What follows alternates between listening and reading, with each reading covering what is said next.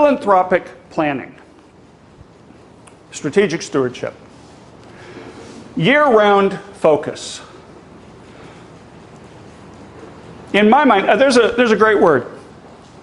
Campania. Greek word, campania. We translate that as campaign.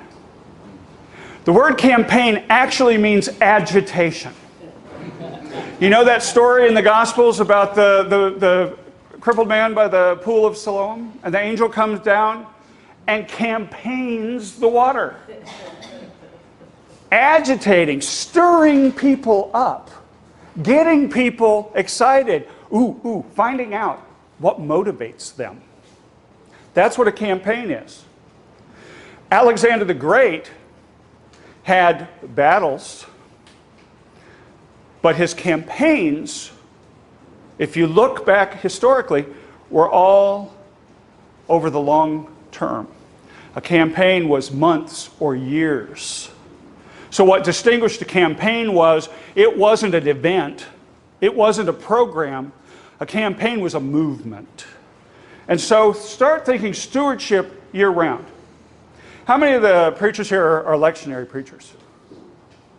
A few. If you preach the lectionary, you will have 13 to 20 opportunities a year to preach on whole life stewardship. Because it's just there.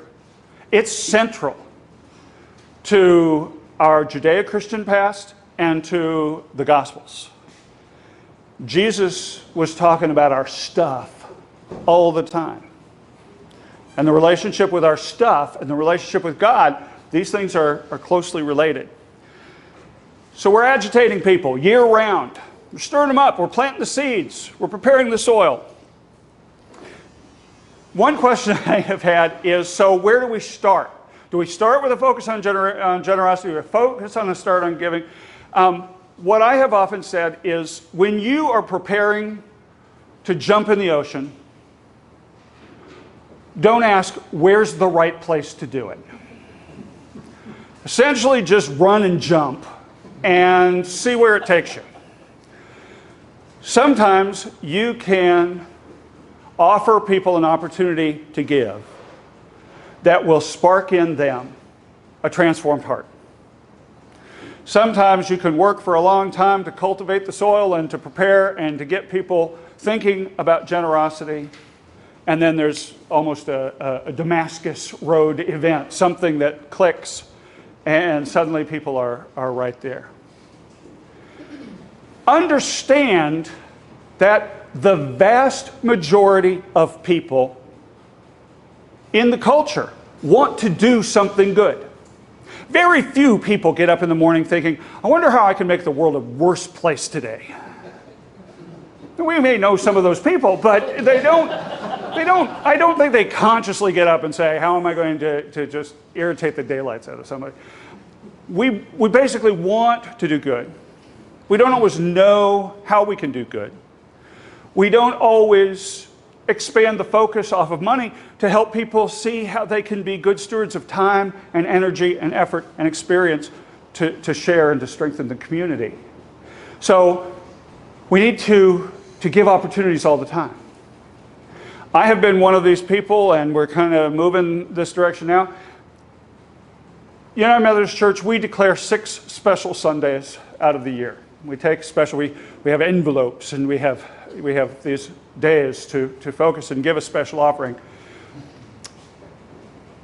How special?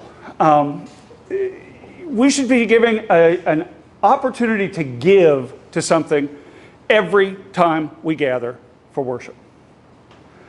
People will say, well, people don't like that if you ask all the time. What you have to do when you keep giving people opportunities to give is also give them permission to say, no.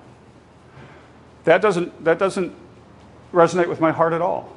That's not something I want to do.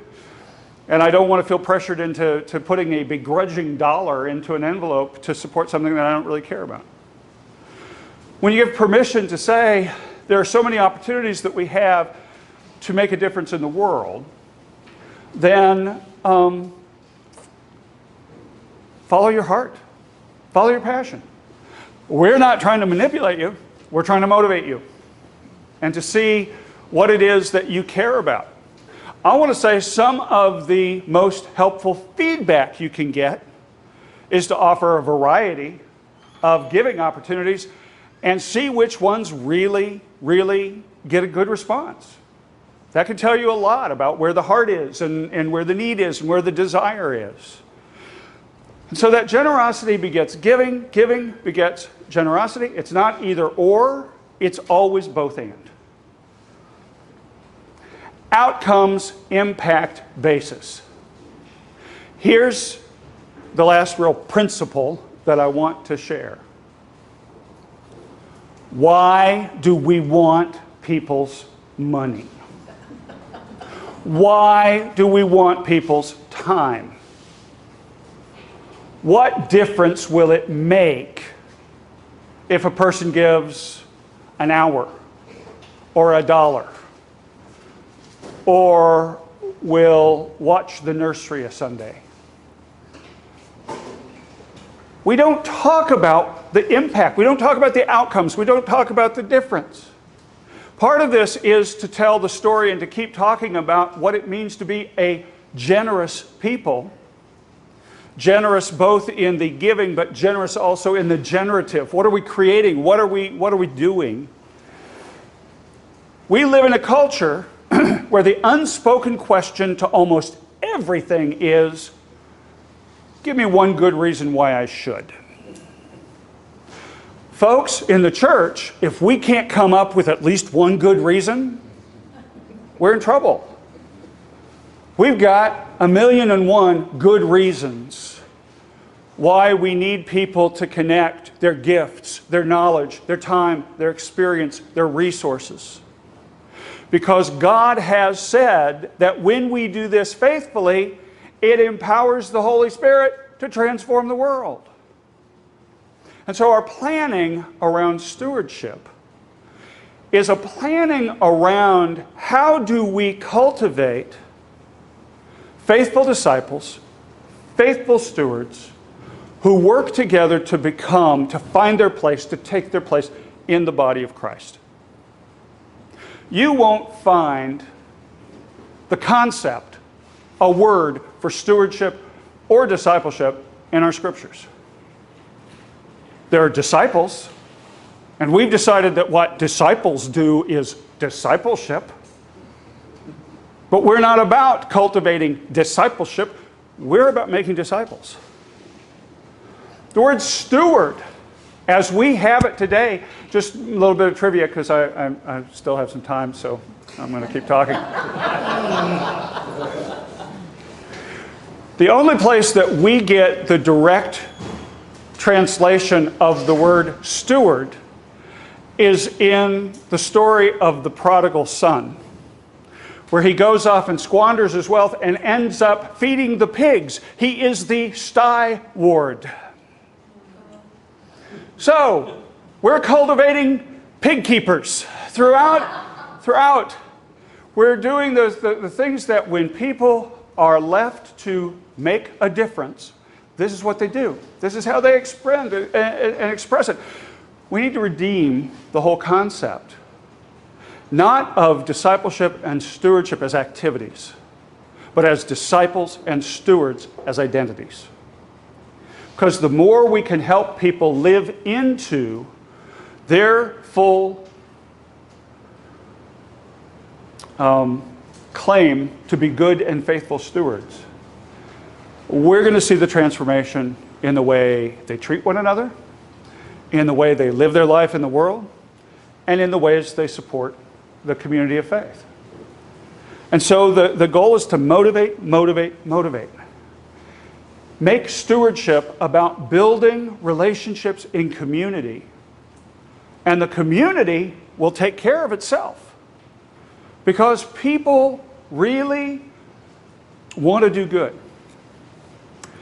I don't know whether I don't know whether there's a focus today or tomorrow. I apologize, I should know. I'm looking to see if there's on planned giving. Yes, planned giving is going to be part of this.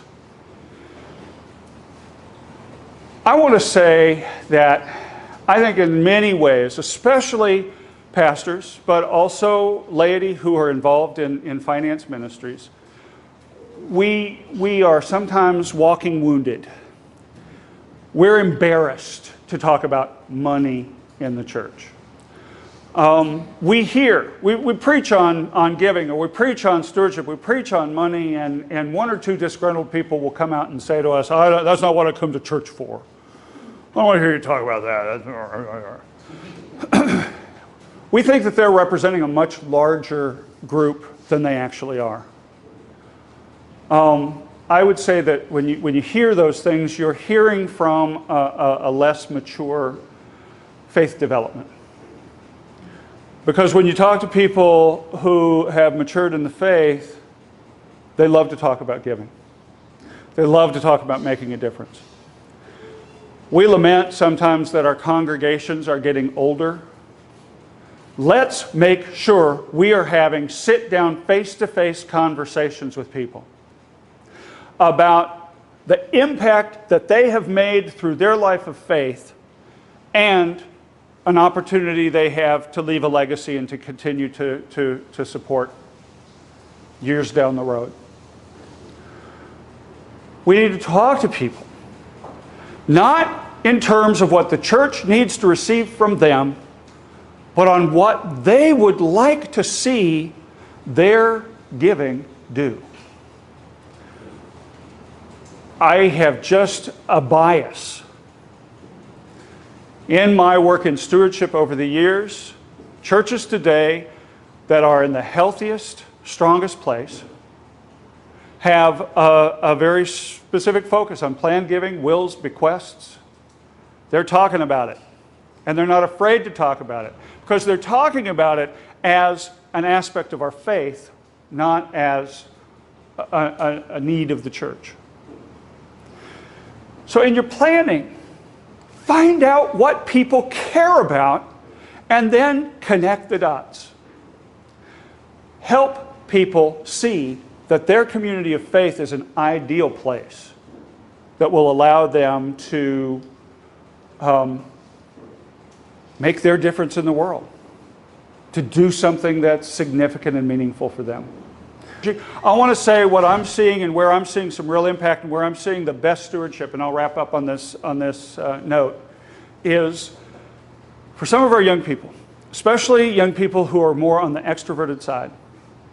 This pandemic has not just been difficult, it's been damaging. Teen and youth depression, teen and youth acting out and self-violence and even suicide has been on the rise. And there are a number of people who don't have an extra dollar to give who can go and sit with a young person and have a Coke or a cup of coffee and give an ear.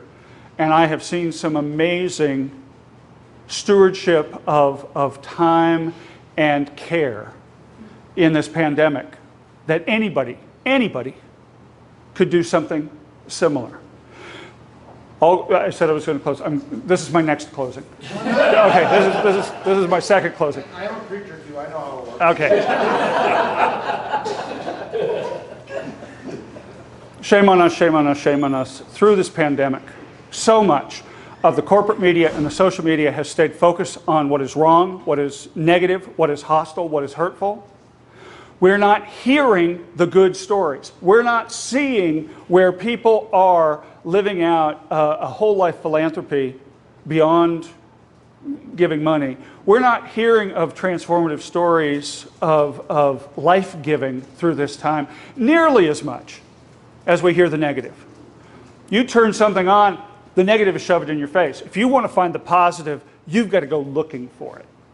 I would love to see the church, and any church that has Facebook pages, any church that has a social media presence, any church that has a YouTube live, we've got to tell the good news.